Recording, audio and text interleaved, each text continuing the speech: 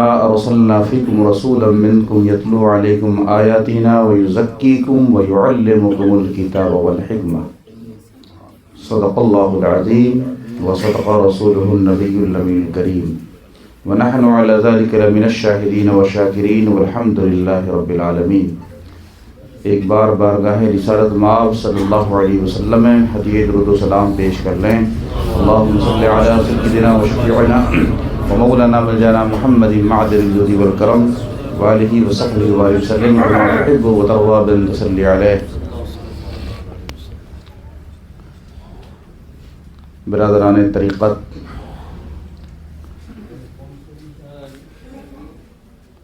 میں خاران بادۂ معرفت،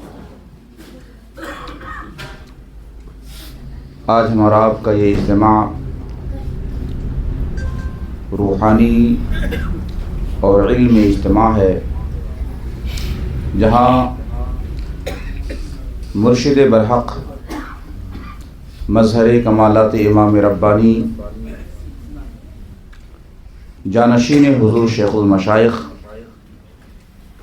عارف باللہ حضور شیخ العالم دامت برکاتہم العالیہ کی دعوت پر ہم سب یہاں حاضر ہیں۔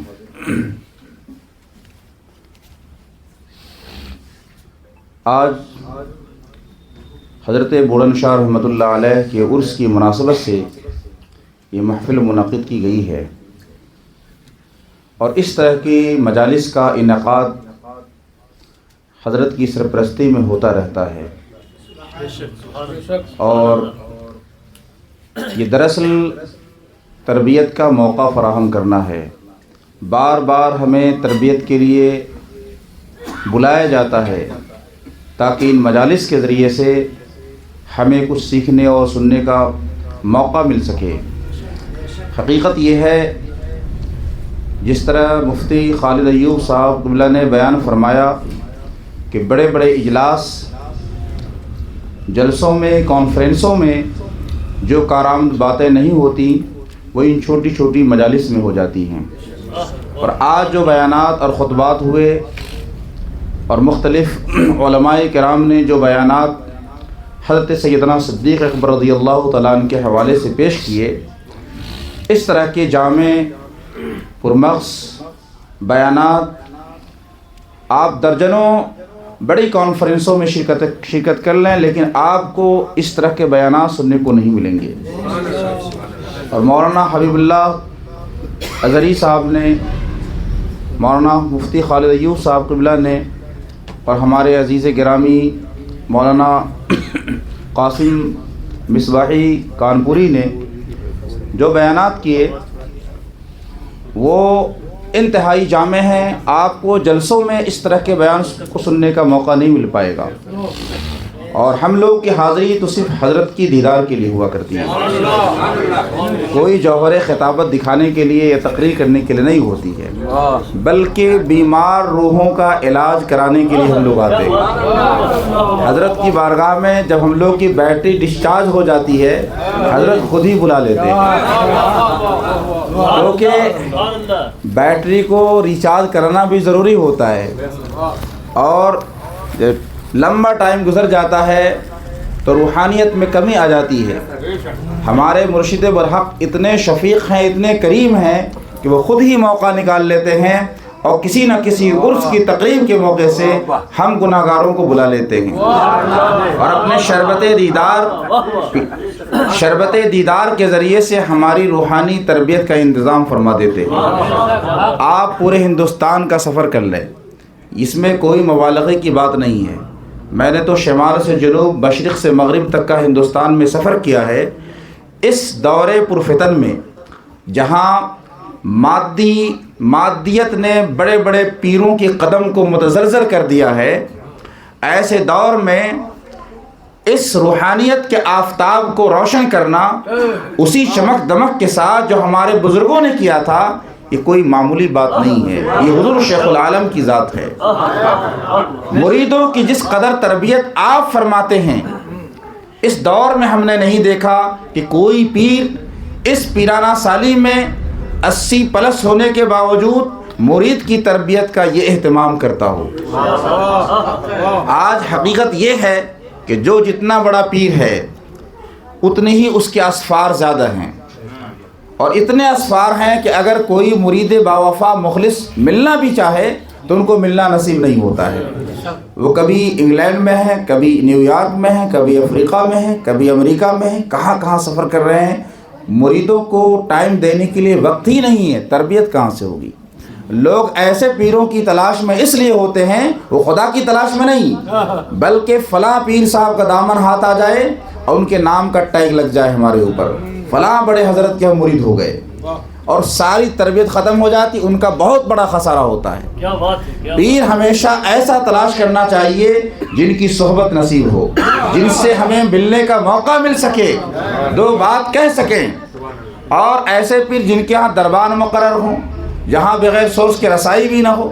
لوگ ایسی ہی اس کو بولتے ہیں ماڈرن اور ہائی لیول کے پیر تلاش کرتے ہیں، لیکن آپ کو اس کی وجہ سے بہت زیادہ خسارہ ہو رہا ہے۔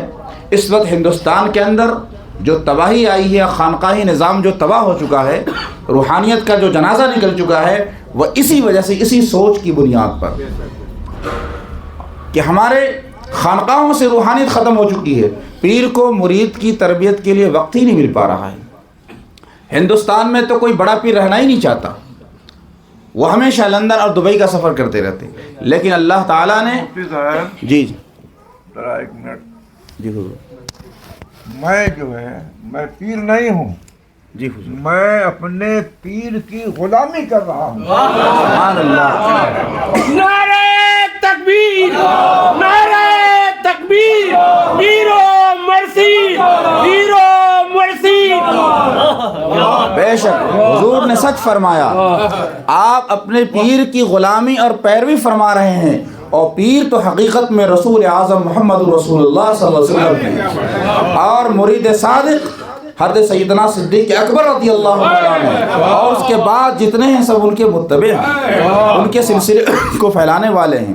اور آج جس ذات گرامی کا تذکرہ ہو رہا ہے، سیدنا صدیق اکبر رضی اللہ تعالیٰ عنہ، یہ کون ہیں؟ افضل البشر بعد الانبیاء بالتحقیق جنہیں کہا جاتا ہے۔ اور ہمارا جو سلسلہ ہے، تو سلسلہ خالص سلسلہ نقشبندیہ خالص صدیقیہ ہے، سلسلہ نقشبندیہ مکمل صدیقی ہے۔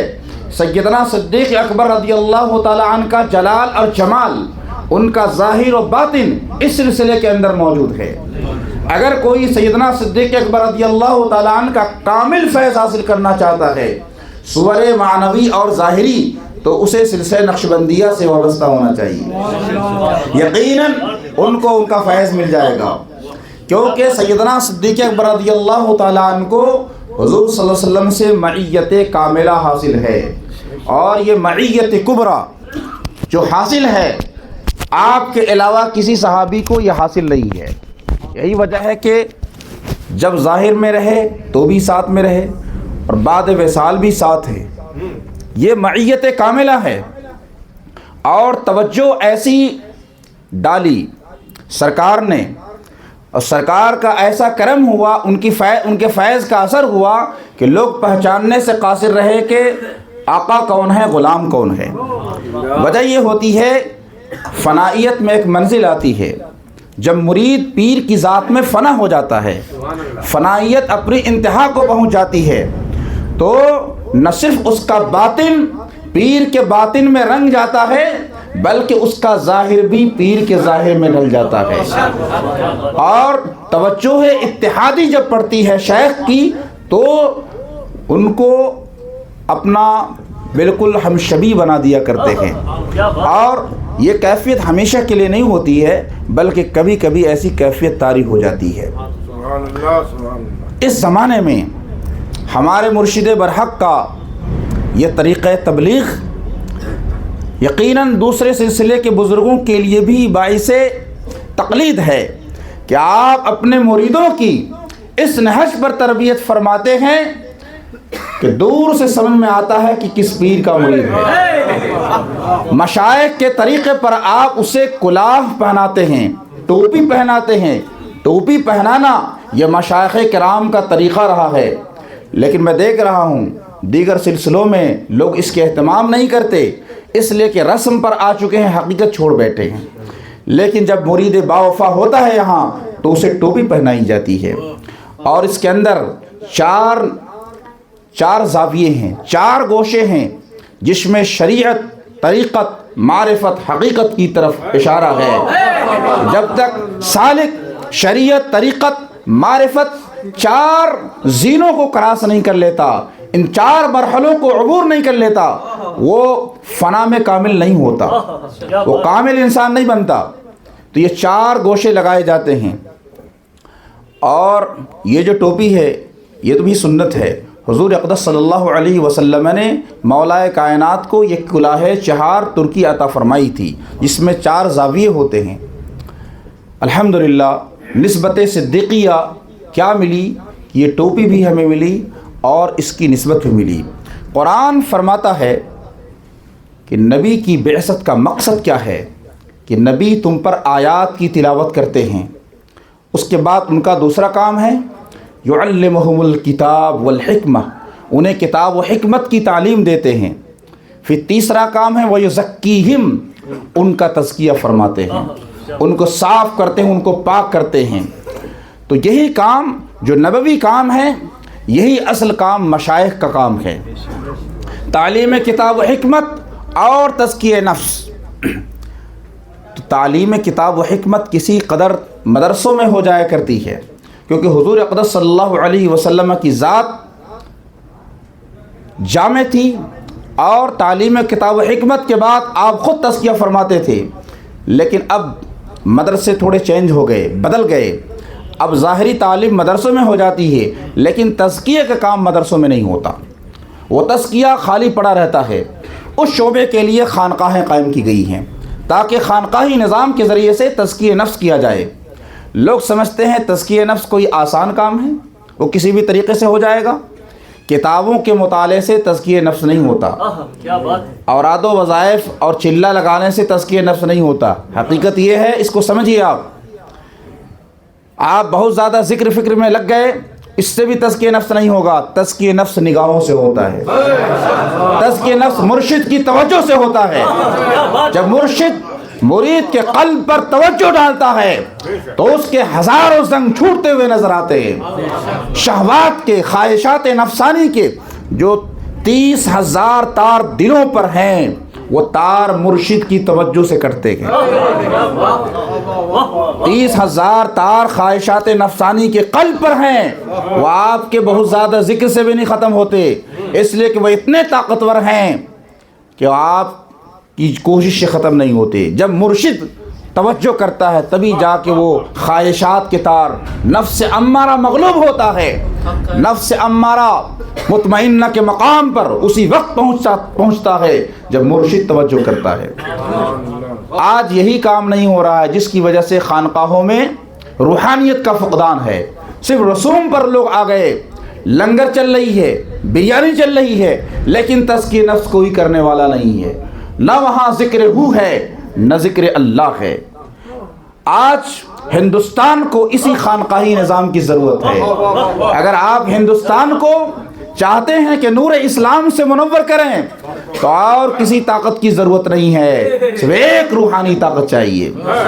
پورے ہندوستان کے لیے خواجہ غریب نواز والی حکمت عملی چاہیے۔ تو آج بھی ہندوستان بادشاہوں کی قوت سے مسخر نہیں ہوا ہے۔ ہندوستان کی سرزمین کو اگر کسی نے فتح کیا ہے تو خواجہ غریب نواز کی روحانیت نے فتح کیا ہے۔ اور آج بھی ہم اس سرزمین پر، یہاں کے دلوں پر اسی وقت حکومت کر سکتے ہیں جب ہمارے اندر روحانیت آ جائے۔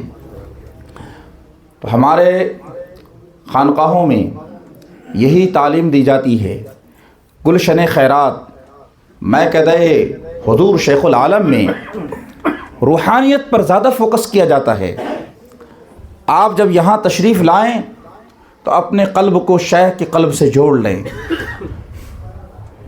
ایک بہت بڑے بزرگ ہیں، انہوں نے اپنی کتاب میں لکھا ہے کہ جس مرید کا رابطہ مرشد کے قلب سے جتنا زیادہ پختہ ہوگا، اسے اتنا ہی زیادہ فیض ملے گا۔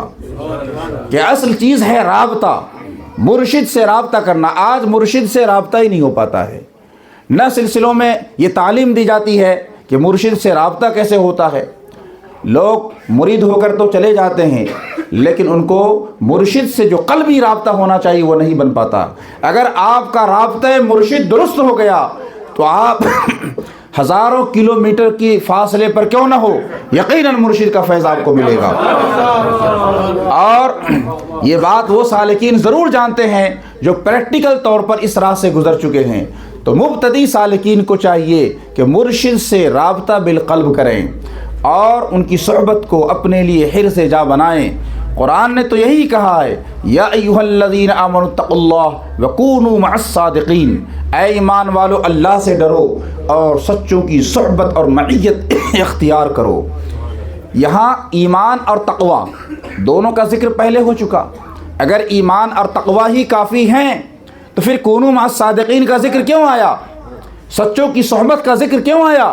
اس لیے کہ ایمان اور تقوی کی جو حلاوت ہے، اس کی جو حقیقت ہے، یہ مرشد ہی بتائے گا۔ اس کو مرشد کی صحبت کے بغیر آپ جان ہی نہیں سکتے۔ تقوی پر استقامت بغیر صحبت کے شیخ کے آپ کو مل ہی نہیں سکتی۔ اس لیے کونوا مع الصادقین ضروری ہے۔ آج پریشانیاں اس لیے ہیں، عالم الگ پریشان ہے، مفتی الگ پریشان ہے، قاضی الگ پریشان ہے۔ ان کی پریشانی کی وجہ یہی ہے کہ وہ مرید تو ہو گئے لیکن انہیں مرشد کی صحبت نصیب نہیں ہے، مرشد کی صحبت نہ ملی، جس کی وجہ سے ان کا دل بالکل بے چین ہے اور سکون میں نہیں ہے۔ اگر آپ دل کا سکون چاہتے ہیں تو صحبت مرشد کو لازم جانیں۔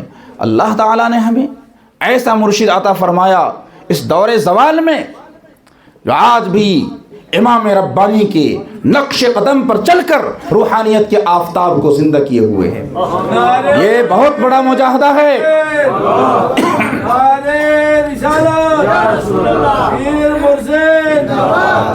آج 60-70 سال کی عمر ہو جاتی ہے پیروں کی تو وہ سہارا لینا شروع کر دیتے ہیں، اور مریدوں کی تربیت تو چھوڑیے ہی، ان کو کسی اور کے حوالے کر دیتے ہیں۔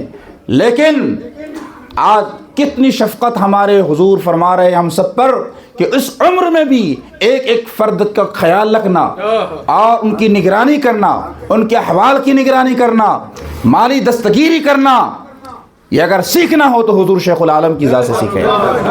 اور چھوٹوں کو کیسے آگے بڑھایا جاتا ہے، بے زبانوں کو کیسے زبان عطا کی جاتی ہے، آج یہاں سے سیکھیں۔ اس کی مثال مولانا قاسم نقشبندی ہیں۔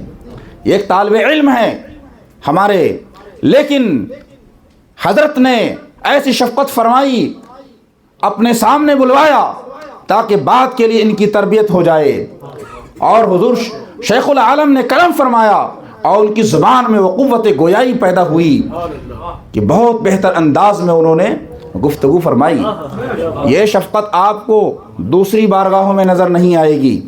یہاں صرف بڑوں کو موقع دیا جاتا ہے، لیکن یہاں نہیں، یہاں انصاف ہوتا ہے، اس لیے کہ نقشبندی میں خانہ ہے، یہ صدیقی میں خانہ ہے، یہاں انصاف ہوتا ہے۔ اور سیدنا صدیق اکبر رضی اللہ تعالی عنہ کا جو سلسلہ ہے اس کے اندر اخفا ہے، اظہار نہیں ہے، نیکیوں کو چھپانا ہے، نیکیوں کو ظاہر نہیں کرنا ہے، حتیٰ کہ ذکر کو بھی ظاہر نہیں کرنا ہے، ورنہ اس کے اندر اخلاص میں کمی آ جائے گی۔